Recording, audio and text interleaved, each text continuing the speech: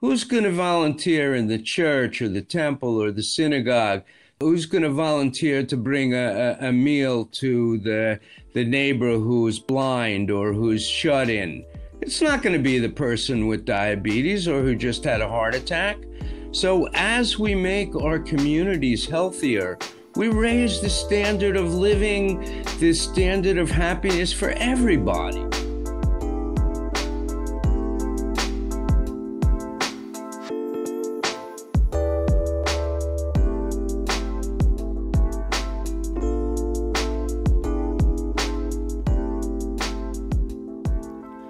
You are listening to In Praxis, a podcast from the Praxis Project created to support, hear from, and uplift the stories coming out of the ecosystem of base building organizing.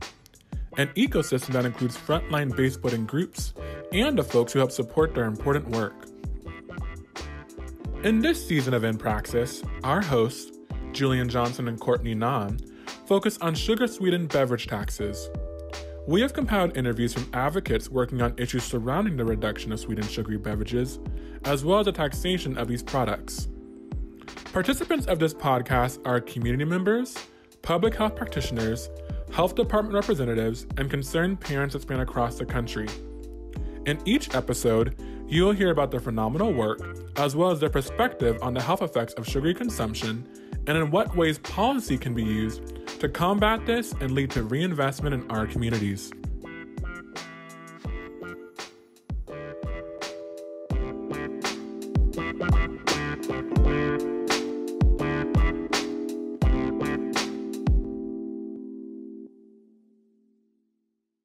Just as an introduction, I'm Courtney. I'm one of the health justice interns at Praxis. I'm here with Jeff Ritterman today. Jeff, do you mind introducing yourself and telling us a little bit about yourself to get us started? Yes, hi, I'm Jeff Ritterman. I'm a cardiologist and an internist. And when I was on the Richmond City Council, I proposed the first municipal soda tax, which unfortunately did not pass. But soda tax history since then has been largely positive. I did get a chance to go down and help in Mexico before their vote, and a little bit in Berkeley, which was, of course, historic and wonderful for us out here in the Bay Area. So that's what I've been doing around the soda tax. Also work with Physicians for Social Responsibility. And right now we're working primarily on combating racism in healthcare and in medicine. Thank you. I know you touched on this a little bit, but how did you first get involved in working on issues of health? Well, I'm a doctor, so I see the world through the health lens. I've always seen it through the health lens. And part of the reason I went into cardiology was because I had this feeling that heart attacks, coronary artery disease, the major killer in our country, is related to stress and the way we've organized society. And I think if we change the social conditions and improve them for people, we'd all live longer, healthier lives. And of course, that came crashing in on me with the sugar-sweetened beverages that are promoting all this disease. So it was a natural leap to see if we could do something about that and improve it as a public health problem. Is there anything in particular that made you decide to invest your energy specifically in soda taxes and reducing sugary drink consumption? Well, yes. At the time, Wendell Bruner was the Contra Costa County public health director, and he and I were working together on a number of public health projects. And when we got the statistics on our school-age children, it was clear that we had a terrible obesity problem. And now it was racialized. It was a lot in minority children. And if that trend was going to continue, we were going to have just an enormous problem, public health problem in our city of Richmond. I mean, the more people that are obese, the fewer people we have to participate in voluntary organizations. More people need care and treatment. More people become disabled. So it seemed obvious that what we needed to do was some major intervention which would stem this tide of diabetes, obesity, and it's also connected to hypertension, coronary disease, stroke, amputations, fatty liver, even some cancers. So we have a public health emergency and we need to address it.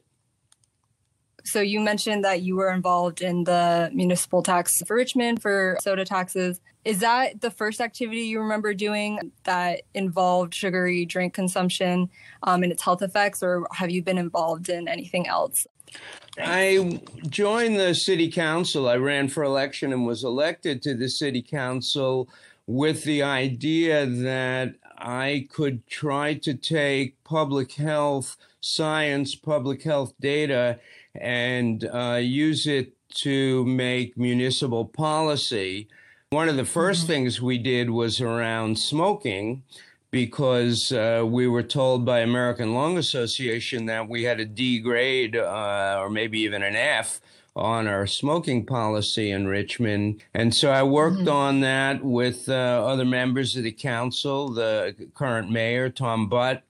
And after we passed our new anti-smoking ordinances, we became a model for the state because we passed very strict ordinances. So that was really a win for us public health-wise. And the science said that if we did that, we were going to save lives. And then the next thing we tried was the soda tax. There's another big issue in public health, which is income and wealth inequality, which results in terrible public health statistics. And we introduced that issue in city council, but it's very hard to figure out how to do municipal policy that improves that. But that's another area that needs huge attention in this country. We have to begin to make this a more level playing field and bring up those who don't have enough. And maybe we even have to take away a little from those who have way too much, because it's better for everyone if we're more equal and there's nobody that doesn't have enough to eat or drink or a roof over their heads. So that's another huge issue. Along with the sugar-sweetened beverages. But sugar-sweetened beverages is right there. It's something every community could do right now. It's easy to address. The data is clear. So we really should have a national soda tax. Then that money should go into preventing and treating diabetes and these awful illnesses that the sugar-sweetened beverages promote. And I think just like the tobacco industry was really the target in the past, the soda industry is a target now. They are making billions of dollars on a product that is not safe. Yeah, definitely. I totally agree with you. Yeah, and I know you've touched on this a little bit in terms of like your work that you've done to reduce sugary drink consumption, especially with regards to the tax. I'm wondering if like there are any other strategies you've used to reduce sugary drink consumption, like education campaigns, research, those sorts of things. Well, I think there's some low-hanging fruit that I'm trying to go after, and we still need to go after. I mean, all of our medical centers, I worked at Kaiser and I worked at Lifelong. Why not prohibit sugar-sweetened beverages in all of our medical centers? I mean, we don't sell alcohol and we don't sell cigarettes in our medical centers. Why should we have to sell sugar-sweetened beverages or other unhealthy food offerings? So that's something sweeping that could do very easily. You get Kaiser and UCSF and a few other big institutions to agree, and you can move all of that out. So there is some kinds of low-hanging fruit that we can go after. And another place is we really have to work on the education in the schools.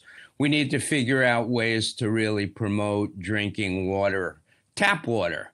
You know, some schools have done this. Some schools have had competitions for making the best water bottle or doing a video promoting healthy beverage choices. So there's a lot we can do with that sort of thing in our education system. and can go all the way up through higher education. I mean, we need our college students to understand this. We need our college students to be ambassadors in our community, going around and explaining to people.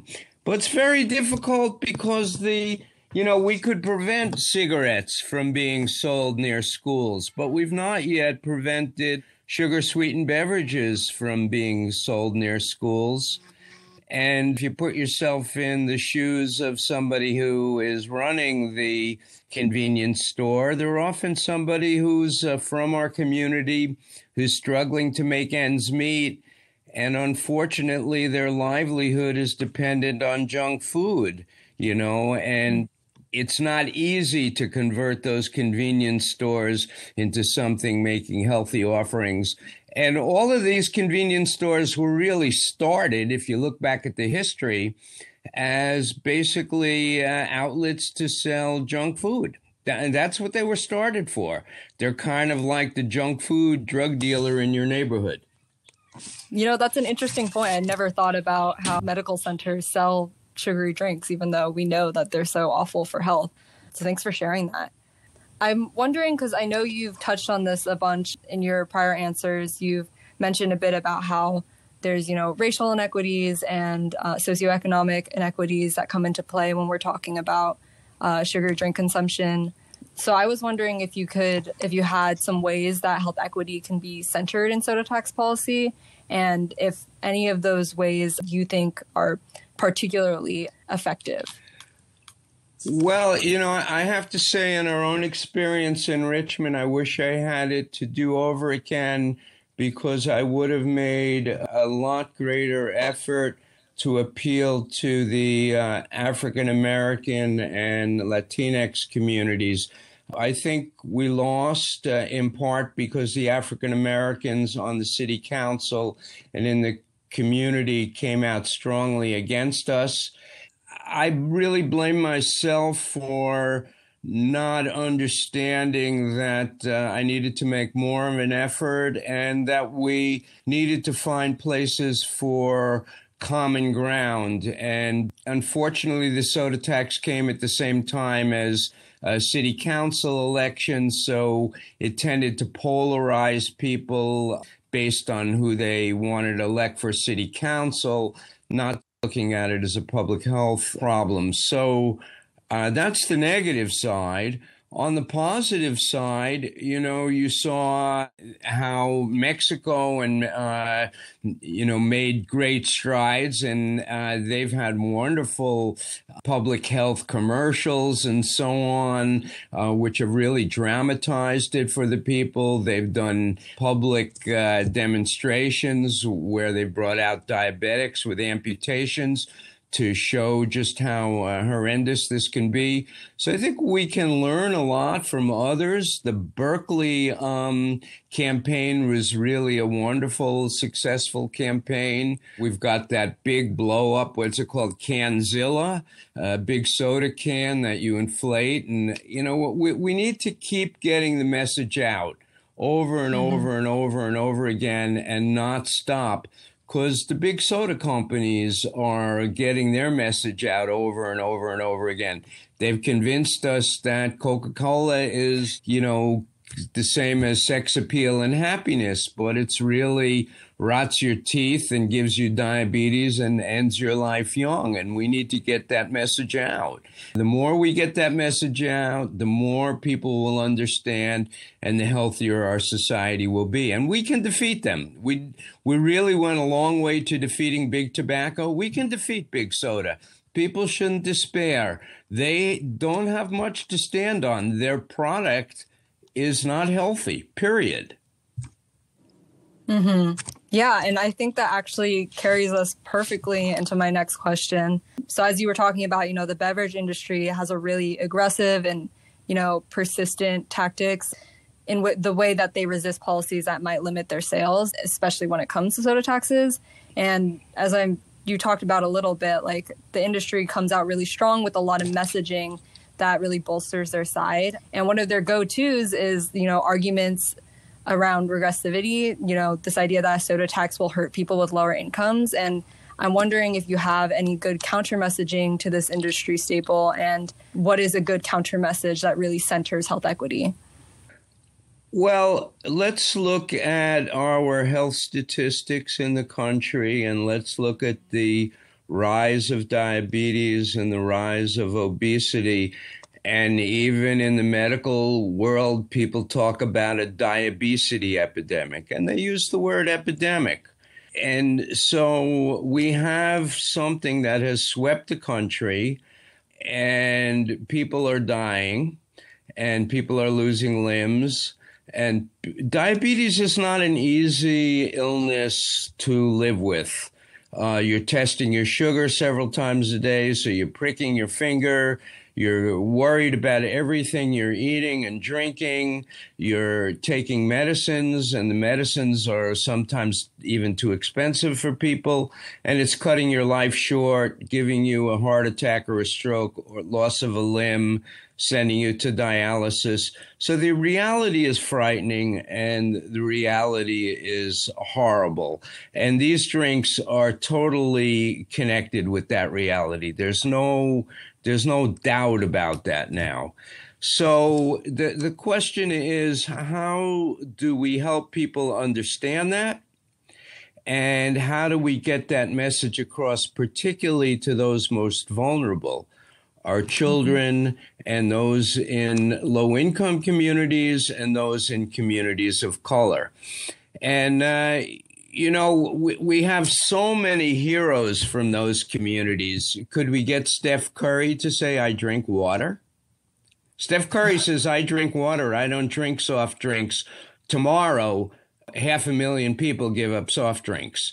So we need to keep working with all those in our communities who have a lot of influence.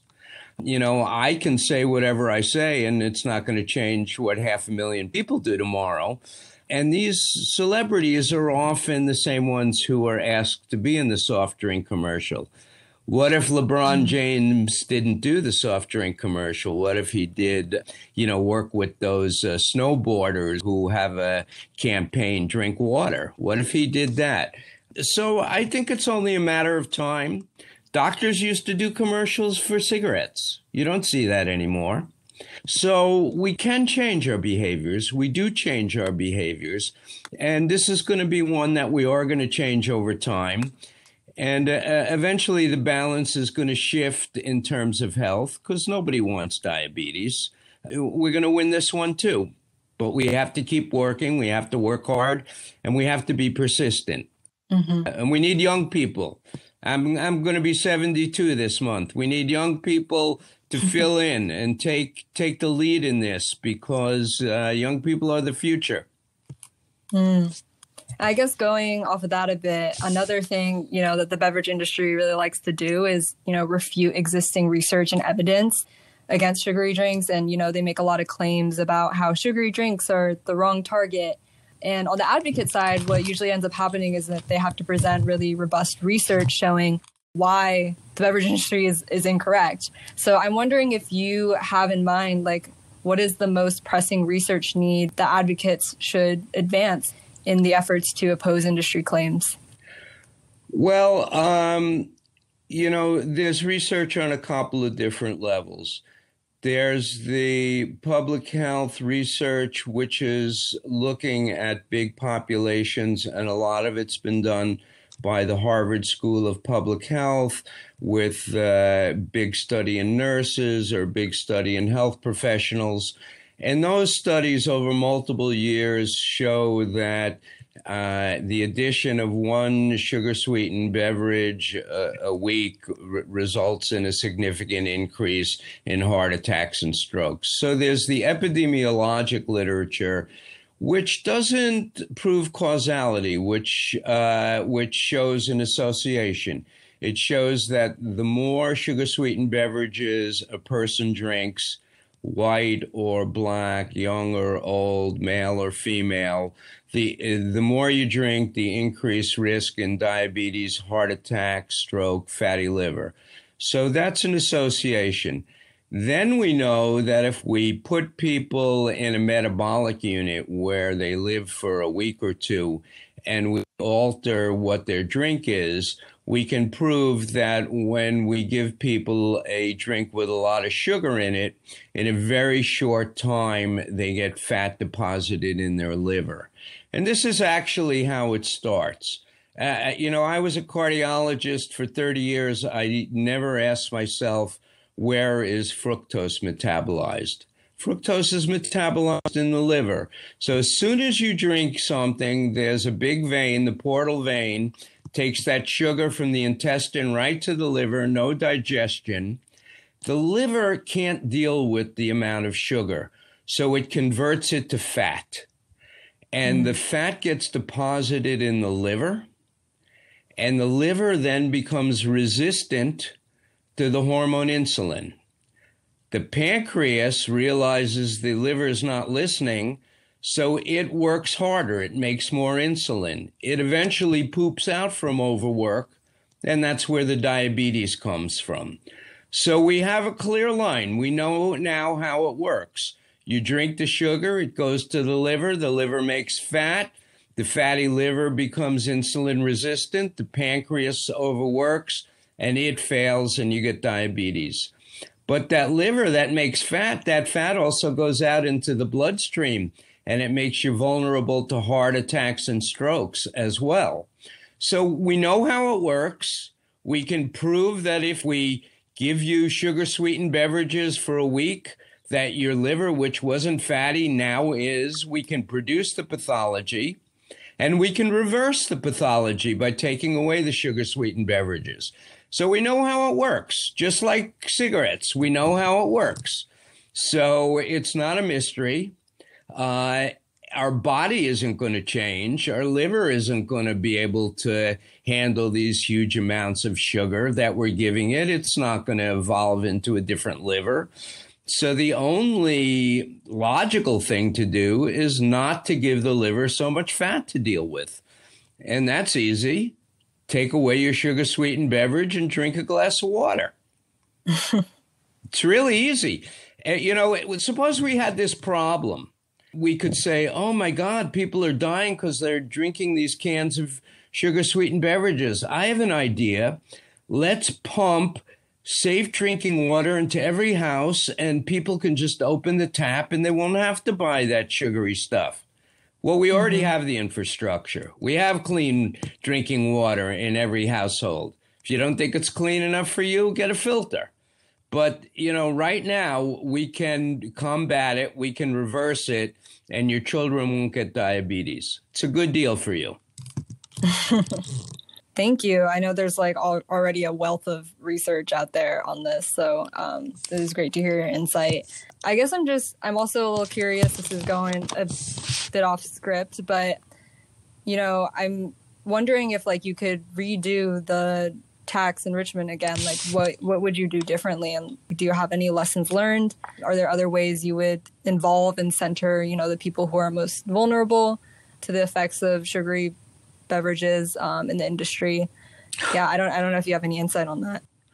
Well, I would make it a general tax. All it needed was 50% to win, which we did, but we had an accompanying measure because we were afraid people wouldn't understand that, that we were going to use it for health. But I dropped that. I just make it a general tax. I would spend a lot more time with the African-American community and the Latinx community. I would work with, there's an African-American newspaper that has big circulation in Richmond.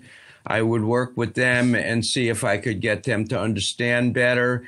And I would try to get the members of the healthcare community who are African-American and Latinx to work with me more closely. I didn't really do that. I don't know if we would still be successful, but there were a lot of lessons learned from this.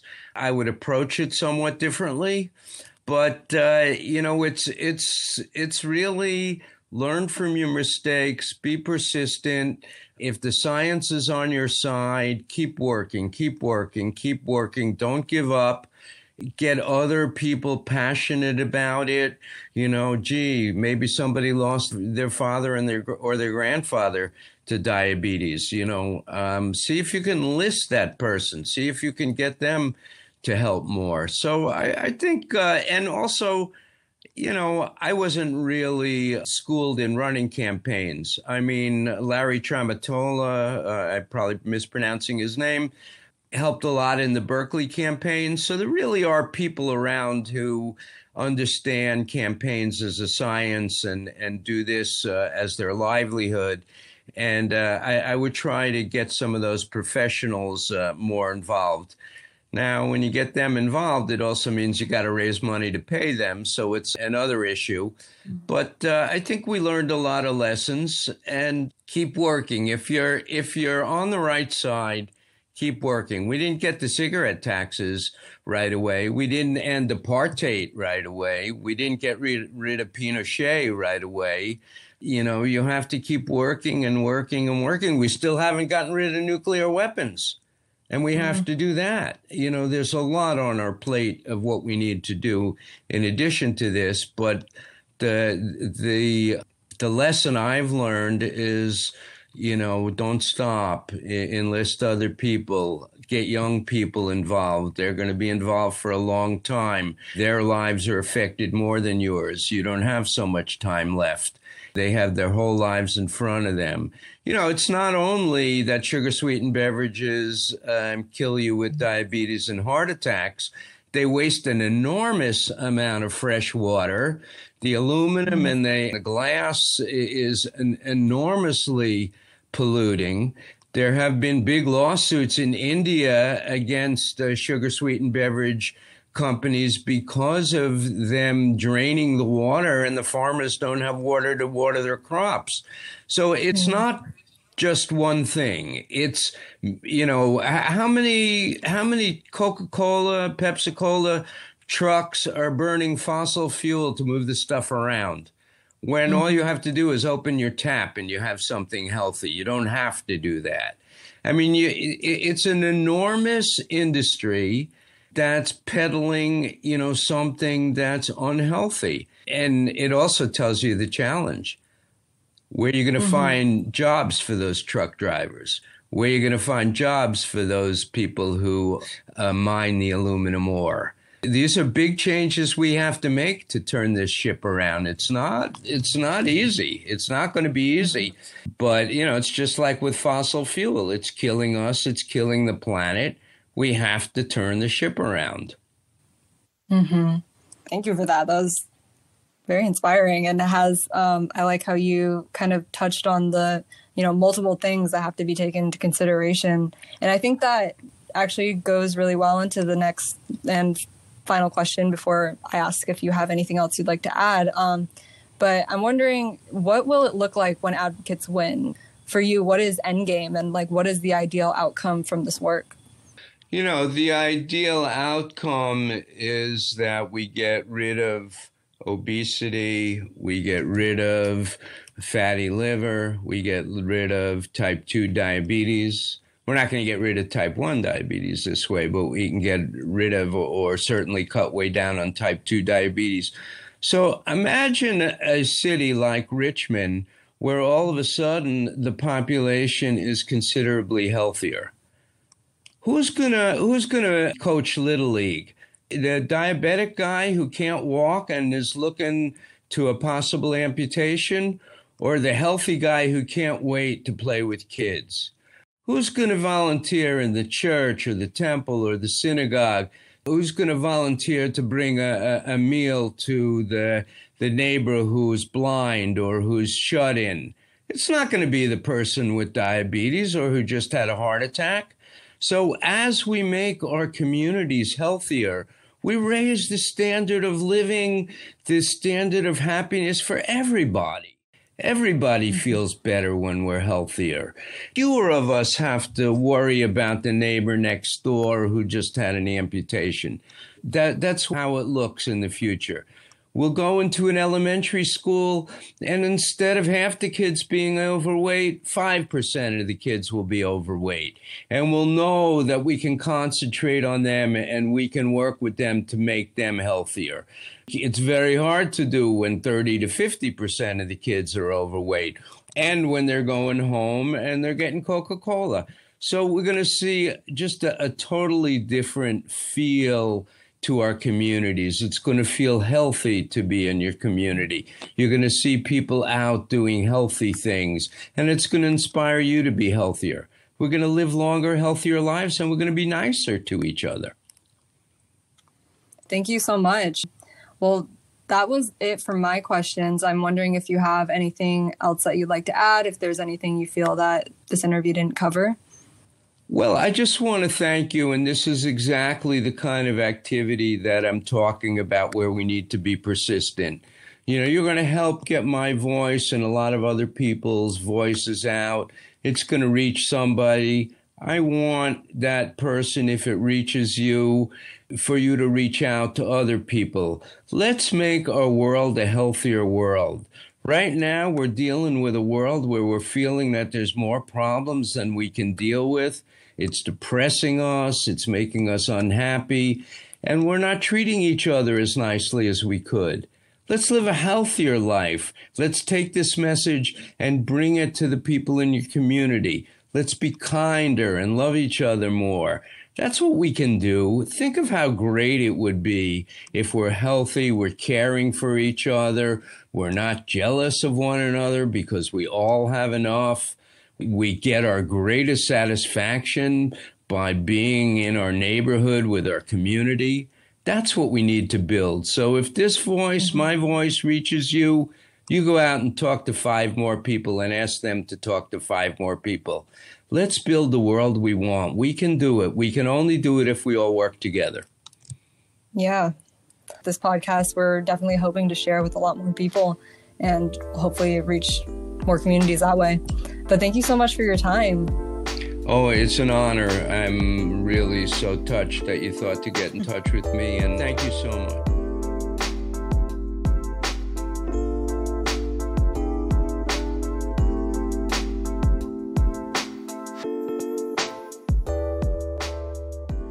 Thank you for listening to this episode of In Praxis.